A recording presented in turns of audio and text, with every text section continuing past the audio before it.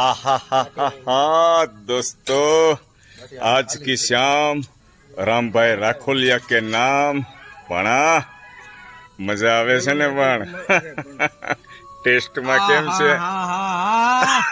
ચૂરમું પણ એમ બનાવ્યું છે હે એમાં કઈ ઘટે? વાહ दोस्तों, आज की शाम राम भाई के नाम। थैंक यू राम भाई, थैंक यू। આહા દોસ્તો, આ ચૂરમું જે બનાવ્યું છે દાલ બાટીનો આજે આનંદ લેવાનો છે, ચોળી નાખવાનું છે ને રામભાઈ? વાહ ભાઈ વાહ, ફૂલ ગરમ, એ અડાતું નથી. નહીં